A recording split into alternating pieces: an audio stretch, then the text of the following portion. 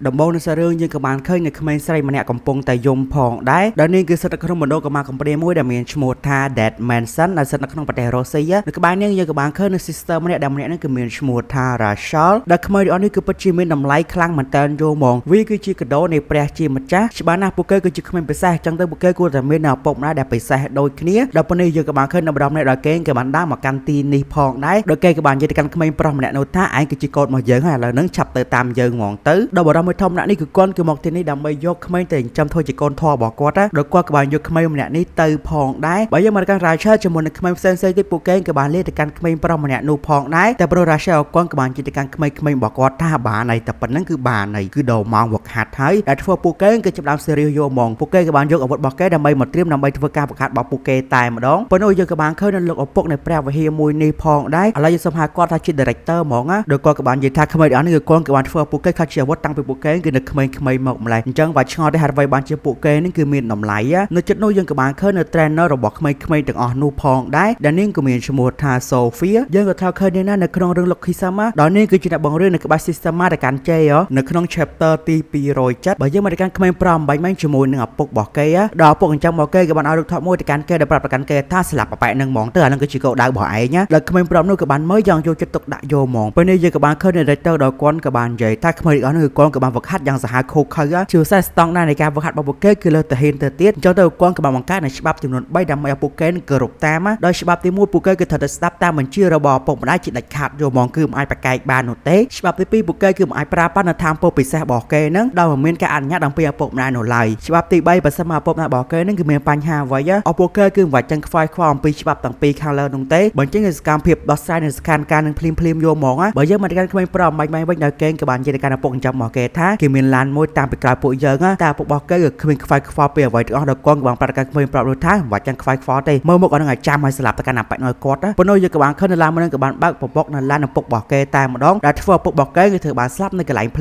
លាមដែលធ្វើគេគឺពិតជា surprise ខ្លាំងមែនតែនដោយសារតែឪពុករបស់គេគឺធ្វើបានស្លាប់ហើយគ្មានអ្នកគេដាក់បញ្ជាមកកាន់គាត់ទេអញ្ចឹងទៅគាត់គឺប្រាប់បាននៅច្បាប់ទី3ដើម្បីបញ្ចេញនៅធម៌ពលរបស់គាត់តែម្ដងដោយគាត់ក៏បានសម្ដែងធ្វើជាយមដើម្បីតាក់ទាញនៅចំណាប់អារម្មណ៍របស់បរិយាទាំងពីរឯនោះដល់ពួកគេគឺជាកោដៅរបស់ឪពុករបស់គាត់ផងដែរនៅពេលដែលពួកគេមានប្រយ័ត្នពួកគេគឺបានទៅជួយនៅក្មេងប្រុសម្នាក់នោះតែបើក្មេងប្រុសនោះក៏បានយកនៅកបិតរបស់គេហ្នឹងចាក់ទៅកាន់បំពង់ករបស់បរិយានេះហើយគាត់ក៏បានយកកំភ្លើងរបស់គេហ្នឹងបានទៅកាន់បរិយាម្នាក់ទៀតនិយាយរួមទៅគាត់គឺពិតជាខូខើខ្លាំងមែនតើយកហ្មងគឺស្លាប់មនុស្សគ្មានញើតដៃនោះទេដល់នេះគឺជា report ដែល director គាត់ក៏អាចសម្រេចបានដល់នេះគឺជាក្មេងដែលល្អឥតខ្ចោះតែគាត់ក៏រៀងស្ដាយចំពោះក្មេងប្រុសម្នាក់ទៀតផងដែរដល់ម្នាក់នេះគឺជា legend នៃ Dead Mansion យកហ្មងគេគឺបកកាយគ្រប់អាវុធទាំងអស់យកហ្មងតែគាត់ក៏បានបាត់បង់គេទៅហើយឥឡូវហ្នឹងគឺគាត់គឺមិនដឹងថាគេគឺនៅណានោះទេដល់ម្នាក់នេះគឺមានឈ្មោះថា Shin គាត់សកម្មថាក្មេងប្រុសនោះគឺនៅមានជីវិតហើយគាត់នឹងយកគេមកកាន់ Dead Mansion មកវិញតន់តែបានរូបភាពក៏បានកាត់ទៅកាន់ប្រទេសកូរ៉េផងណាដល់យើងក៏បានឃើញនៅក្មេងប្រុសម្នាក់ដល់គាត់កំពុងតែដើរតែម្នាក់ឯងតែប៉ុន្តែយើងក៏បានឃើញនៅម្ដងម្នាក់ដល់គាត់ក៏បានទៅវាយនៅក្មេងប្រុសម្នាក់នឹងយកហ្មងដល់គាត់ក៏មានឈ្មោះថា Joseph ហើយក្មេងប្រុសដែលត្រូវបានគេវាយនេះគឺមានឈ្មោះថា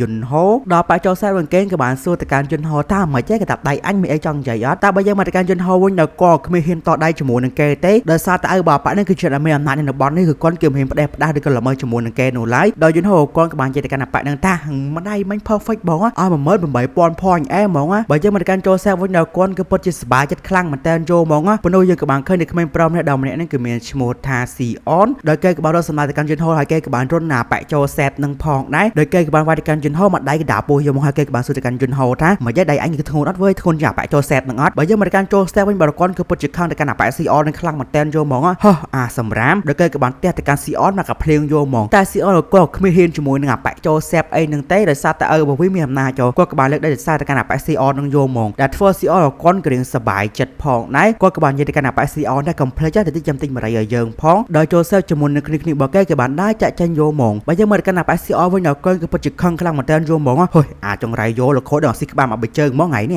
ះដោយ Sion គាត់ក៏នៅតែនិយាយជាមួយនឹង Yunho ថាមិនចេះដៃអញម្ដាយមិនធ្ងន់អត់វៃបានផនណែតែដៃអញគឺធ្ងន់ជាងដៃរបស់ប៉ា Joseph នឹងអត់តែ Yunho ក៏គ្មានខ្វាយខ្វល់ជាមួយនឹងប៉ានឹងទៅដោយសារតែប៉ានឹងគេគឺមើលទៅអត់សូវគ្រប់ឃើញចឹងប៉ា Sion នឹងគេគឺពិតជាខឹងទៅកាន់ Yunho ខ្លាំងមែនតើយកហ្មងគេក៏បានគិតក៏បើ Yunho ដល់គេក៏បានទៅកាន់ Yunho តាថ្ងៃនេះគឺដល់ងបអញអាភៅដល់គេក៏បាននាំ Yunho ទៅដល់កន្លែងមួយផងដែរដល់គេក៏បានវល់ Yunho ទៅញ៉ាំនៅនំតុបគីដល់ប៉ា Sion នឹងគេកំពុងតែស៊ីផងនិយាយផងថាហួយអាកុំភ្លេចជួយលុយអញផងដោយសារតែអញក៏ធ្វើបានប៉ា Joseph នឹងគឺប្លន់អស់ហើយអារបស់យកនឹងកូនអត់មែនតែដាច់ដាបចុយម្ដាយយកលុយក្មេងបើយើងមកទៅកាន់ Yunho វិញដល់គាត់ក៏បានចេះទៅកាន់ Sion ថាអីចាំគាត់គឺចេញលុយឲ្យបើយើងមកទៅកាន់ប៉ា Sion វិញនៅកែងគឺពិតជាមកលពើខ្លាំងមែនតើយល់ហ្មងបើយន្តហោឈ្មោះហាងតបកេមួយនឹងដូចឈ្មោះហើយមែនបើនៅមករបស់យន្តហោក៏បានជាកាន់ CEO ណាតែហើយយន្តហោគឺកែងគឺជាកូនរបស់គាត់ឬចឹងអាប៉ា CEO នៅកែងក៏បានជាកាន់មករបស់យន្តហោថាចង់ឡោហើយចង់យើងវាចាំធ្វើដូចណាតែត្រូវអត់ដែលធ្វើយន្តហោកែងគឺពិតជាខំតែកាន់អាប៉ា CEO នឹងខ្លាំងមែនតើយល់ហ្មងអាចង់រៃយោយើងនឹកស្មានថាឯងគឺរកឃើញនៃការសម្ងាត់របស់យើងនោះទេតែឯងគឺចង់ធ្វើអ្វីទៅកាន់មករបស់យើងអាចធ្វើចឹងក៏ដូចជាជ្រុលពេកហើយដល់យន្តហោគាត់ក៏បានចូលនៅបិចបើគាត់ចង់ចាក់ទៅកាន់បំពង់ករបស់ CEO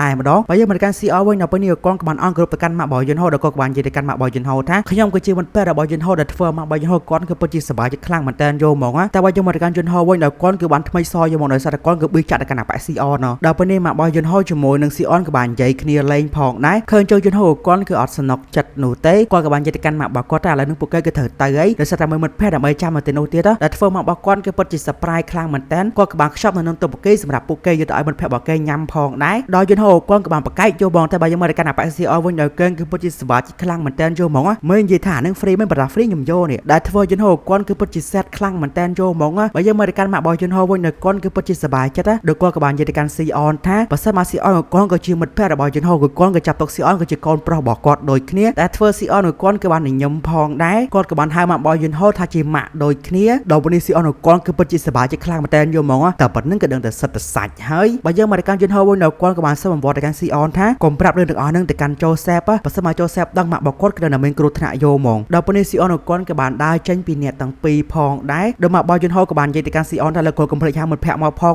ហើយប៉ា CEO នឹងយ៉ាងទៅគាត់ក៏បាននិយាយថាបាត់មកលើខូចខ្ញុំហៅមិត្តភក្តិខ្ញុំមកឲ្យច្រើនយកហ្មងដែលធ្វើយន្តហោគាត់ក៏ពិតជាខឹងទៅកាន់ប៉ា CEO នឹងខ្លាំងមែនតើណាថ្ងៃញ៉ាក្បាលមកបើជើងឥឡូវហើយញ៉ាដល់ពេលនេះយន្តហោគាត់ក៏ពិតជាខឹងទៅកាន់ម៉ាក់របស់គាត់ខ្លាំងមែនតើយកហ្មងគាត់គឺមិនដែលខ្មាស់គេនៅពេលដែលគាត់គឺមានម៉ាក់ជាអ្នកដែលលក់នំតុបកេនោះទេប៉ុន្តែគាត់គឺបារម្ភអំពីសុវត្ថិភាពរបស់ម៉ាក់ឯងបើសិនមកយើងមកកាន់ម៉ាក់របស់យន្តហោវិញគាត់គឺពិតជាសែតខ្លាំងមែនតើយកហ្មងដោយសារតែគាត់គឺរំភើបពេលដែលបានឃើញមិត្តភក្តិរបស់យន្តហោមកលេងចុះនៅគាត់គឺមិនអាចទ្រាំបាននោះទេរូបភាពក៏បានកាត់ទៅកាន់យន្តហោដល់ពេលនេះគាត់កំពុងនៅក្នុងថ្នាក់រៀនរបស់គាត់ផងដែរដល់យើងក៏បានឃើញណាប៉ាចោសាប់ដល់គេក៏បានទៅទិញនំតុបកេរបស់ម៉ាក់របស់គាត់ហើយក៏បានដាក់កណាត់ជួរនៀបនៅក្នុងនំតុបកេមួយនឹងដល់គេក៏បាននិយាយទៅកាន់យន្តហោថាយន្តហោម៉ែឯងក៏លក់នំតុបកេមែនមិនគេមិនដែរដឹងឥឡូវនេះអញទិញមកស៊ីដែរហើយអ្វីបានជាមានកណាត់ជួរនេះក្នុងនំតុបកេនឹងវិញហុយពិតជាសម្រាមខ្លាំងមែនតើអញស៊ីវាមិនកាត់ទេឥឡូវដល់លុយវិញមកអត់តែបើសិនមកឯងគឺអត់ព្រមដល់លុយឲ្យយើងនឹងទៅរករឿងមកឯងដល់កន្លែងយកហ្មងដល់ពេលនេះប៉ានឹងគេក៏បានយកនំតុបកេទៅវាយនៅមុខរបស់យន្តហោតែម្ដងហើយគេក៏បានយកនំនឹងចាក់ទៅលើក្បាលរបស់យន្តហោទៀតដែលធ្វើយន្តហោគាត់ក៏ពិតជាខំតែកាន់អាប៉ានឹងខ្លាំងមែនតើយកហ្មងហើយគេក៏បានយកប៊ិចបកេនឹងកាន់យ៉ាងជាប់ដល់គេក៏បាននិយាយថាស៊ីអនអាចង់រ៉ៃយោអញគឺបានសុំឲ្យស្រួលបួលហើយអ្វីបានជាឯងគឺធ្វើអញ្ចឹងដាក់យើងដល់ពេលនេះយន្តហោគាត់គឺមិនអាចទ្រាំទៀតបាននោះទេគាត់ក៏ចង់យកប៊ិចបកគាត់នឹងចាក់ទៅកាន់ករបស់ប៉ាចូលសេបហ្នឹងតែគាត់ក៏បាននៅឃើញតែកាន់ម្ដាយរបស់គាត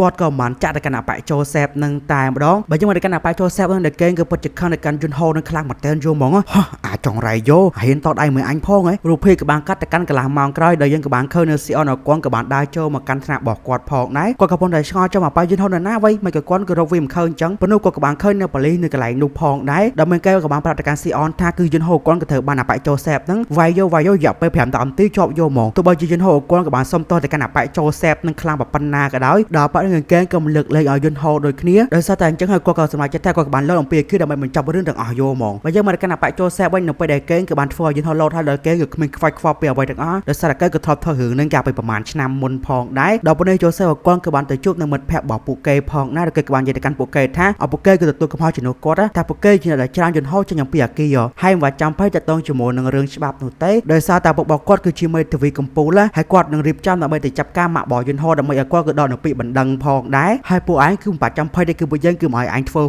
free នោះទេយើងនឹងឲ្យម្នាក់10លានវ៉ុនណាដល់ពេលនេះពួកគេទាំង4ក៏បានរៀបចំខ្លួនដើម្បីទៅចាប់ការនៅម៉ាក់របស់យន្តហោតែម្ដងបើយើងមកកាន់ម៉ាក់របស់យន្តហោវិញនៅគាត់គឺពិតជាខូចចិត្តខ្លាំងមែនតើយកមកដល់សារតែពេលនេះកុំប្រាប់របស់គាត់កំពុងតែស្ថិតនៅក្នុងមន្ទីរពេទ្យដោយមិនដឹងខ្លួននោះទេជាពិសេសគាត់កំពុងតែនៅម្នាក់ឯងណាបើយើងមកកាន់អាប៉ាចូលសេជាមួយនៅក្នុងរបស់គេក៏បានរៀបចំខ្លួនដើម្បីទៅចាប់ការនៅម៉ាក់របស់យន្តហោចោលផងដែរដល់សារតែចដាយន្តខូចពេលនេះពួកគេបានឡើងតាមចដាយកហ្មងនៅពេលដែលគ្នារបស់អាប៉ាចូលសេឡើងទៅយើងក៏បានឃើញនៅម្ដងដែលគេកំពុងតែអង្គុយចាំគ្នារបស់អាប៉ាចូលសេដល់គេក៏បាននិយាយថាឲ្យធ្វើអញចាំយូរដល់ហើយចូលសេបើយើងមកកាន់ចូលសេវិញនៅគាត់គឺពិតជា surprise ខ្លាំងមែនតើណាចុះមិនស៊ីអនតែឯងគេមកនឹងធ្វើអីអាភៅអត់អីទេបើសិនមកនេះអញនឹងចាប់ការទៅកាន់ឯងទៀតតែស៊ីអនក៏គ្មានញត់ជាមួយនឹងអាប៉ាចូលសេឯនឹងទៅដល់គាត់ក៏បាននិយាយទៅកាន់អាប៉ាចូលសេថាឥឡូវនឹងក៏យើងគឺមានសំណួរមួយទៅកាន់ឯងអាចចង់រៃហើយអ្វីបានជាឯងគឺស្គាល់នៅហាងតុបកេរបស់ម៉ាក់របស់យន្តហោបើយើងមកកាន់អាប៉ាចូលសេវិញដល់គេក៏គ្មានញត់ជាមួយនឹងអាប៉ាស៊ីអននឹងស្អីនោះទេដល់គេក៏បាននិយាយទៅកាន់ស៊ីអនថាគ្មានអីទេដោយសារតែឯងគឺបាត់ទិញបារីអញអញ្ចឹងទៅអញក៏បានដើរតាមឯងតាមនោះហើយអញក៏បានឃើញឯងយន្តនឹងតុបកេគ្ ក្មេងញ៉ាំ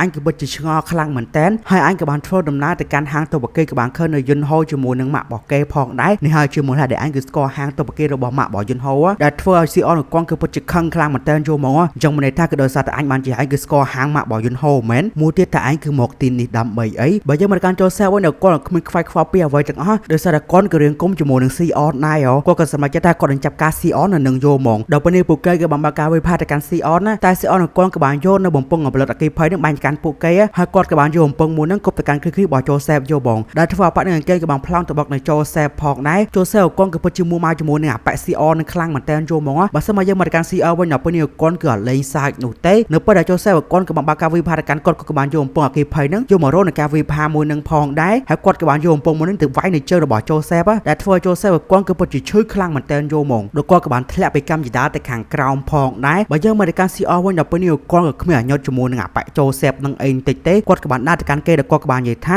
ច្បាប់ទី2នៃ Good Child របស់ Dead Manson បើសិនមកគ្មានការអនុញ្ញាតអំពីឪពុកម្ដាយទេគឺមិនអាចប្រាប់បាននៅធម្មពលរបស់យើងបាននោះឡើយប៉ុន្តែនេះគឺជាច្បាប់ទី3នៅពេលឪពុកម្ដាយរបស់យើងគឺស្ថិតនៅក្នុងគ្រោះថ្នាក់គឺមិនបាច់ចង់ខ្វាយខ្វល់អំពីច្បាប់ទាំងពីរខាងលើនោះទេប្រាប់បាននៅធម្មពលដើម្បីដោះស្រាយនៅបញ្ហាទាំងអស់ដល់ស៊ីអនគាត់ក៏បានយកដៃរបស់គាត់នឹងវាយទៅកាន់អាប៉ែចូលសែបមួយដៃគេដាក់មុខយកហ្មងដើមម្ដាយនេះគឺពិតជាអស្ត្រាទេអ្នកទាំងអស់គ្នាដែលធ្វើឲ្យចូលសែបគាត់ក៏ត្រូវបានស្បៃក្របដៃរបស់ស៊ីអនទៅតាមម្ដាយតែប៉ុណ្ណោះដល់ចូលសែបគាត់ក៏បានអង្វរសុំជីវិតអំពីស៊ីអនផងដែរបើយើងមកកាន់ស៊ីអវិញដល់គាត់ក៏ពិតជាខឹងទៅកាន់អាប៉ែនឹងខ្លាំងមែនទែនយល់ហ្មងហែងវ៉ហ៎ដល់ពេលនេះគាត់ក៏បានចាប់ដៃរបស់អាប៉ែចូលសែបនឹងគឺច្បាច់ប្របាក់ដៃរបស់វាយកហ្មងដល់តាមពិតទៅ Legendary Sin គឺជាស៊ីអននឹងឯងចំពោះមូលហេតុដែលគាត់អាចប្រាប់បាននៅតាមពលរបស់គាត់បានណាដោយសារតែគាត់ក៏បានលើសម្ដីរបស់ម៉ាក់របស់យន្តហោដល់គាត់ក៏បាននិយាយថាមិត្តភក្តិរបស់យន្តហោគឺប្រៀបដូចជាកូនប្រុសរបស់គាត់អញ្ចឹងនៅគាត់ក៏ចាប់ទឹកម៉ាក់របស់យន្តហោក៏ដូចជាម៉ាក់របស់គាត់អញ្ចឹងបើសិនមកណាគេហ៊ានគំរាមទៅកាន់ម៉ាក់របស់យន្តហោហើយដឹងតែងាប់ហើយអាភៅដល់ស៊ីអនគាត់ក៏បានប្រាប់បាននៅជើងរបស់គាត់យ៉ាងខ្លាំងនឹងជន់ទៅកាន់ក្បាលរបស់អាប៉ែចូលសែបនឹងយកហ្មងបើយើងមកកាន់ Dead Manson វិញយើងក៏បានឃើញនៅ Director ជាមួយនឹង Rachel ផងដែរដល់ពួកគេក៏បានទៅនឹងតទៅជាមួយនឹងសៀនគាត់គឺស្ថិតនៅក្នុងប្រទេសកូរ៉េបើយើងមកកាន់ Sion ឬក៏សៀនមកយើងវិញដល់ពេលនេះគាត់ក៏បានចាប់ការកាន់ពណ៌នឹងឡើងស្បៃយកហ្មងយល់ទៅគាត់គឺពិតជាកាចខ្លាំងមែនតើយកហ្មងធ្វើច្បាស់តែពេលខ្លះគាត់ក៏រៀងឈួតប៉ុន្តែនៅពេលដែលគាត់លេងមែនតើណាពណ៌នឹងគឺដឹងតែស្បៃរបស់គាត់យកហ្មង